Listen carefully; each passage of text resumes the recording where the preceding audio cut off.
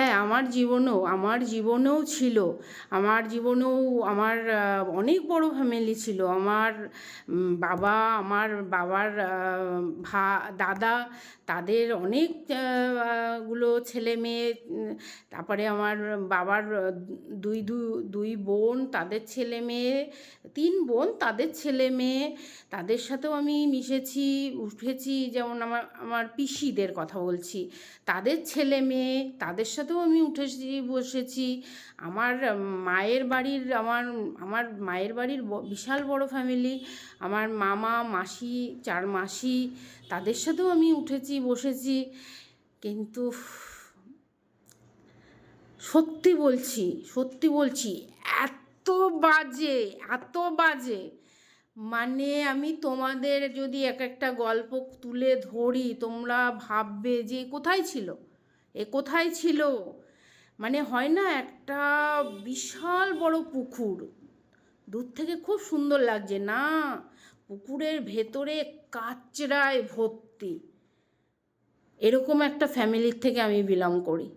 আর সত্যি বলছি, 100% দিয়ে বলছি, বিয়েটাও হয়েছে এমনই একটা জায়গায় যে দূর থেকে মনে হচ্ছে অনেক সুন্দর না, বিশাল কাচরা ফ্যামিলিতে আমাকে উঠিয়ে দিয়েছে। আমার 4 হাত পা বেঁধে আমাকে বিয়ে দিয়ে দিয়েছে। আমার সামনে এরকম পরিস্থিতি গেছে। আমি একটা বিশাল বড় কাচরা ফ্যামিলির থেকে বাইরে বেরিয়ে এসে যে আমি ভেবেছি যে আমি এবার খোলা আকাশে নিঃশ্বাস নেব, জীবনটা খোলামেলাভাবে বাঁচবো, স্বামীকে নিয়ে ভালো মতো আনন্দ ফুর্তি করবো, না, কোনো মতেই হয়নি। আর আজও 25 বছর ধরে হচ্ছে না। তাও আমি নিজেকে জানি না, আমি সত্যি বলছি তোমাদেরকে যে একটা সময় আমার মনে হয় আমার পেছন থেকে না এমন একটা সুন্দর সাপোর্ট যে আমাকে করে যে তুই ভালো থাকবি, যত যাই হয়ে যাক তুই ভালো থাকবি, তোর সব ভালো হবে, তুই ঠিক থাকবি, দেখবি সব ঠিক হয়ে যাবে।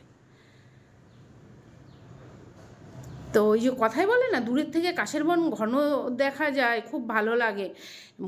একদম না ওই সোনার দোকান, দোতলা বাড়ি, না, কিছুই ঠিক থাকে না। সব থেকে বড় কথা, মানে তুমি নিজেকে ভালো রাখো, তবেই সব ঠিক।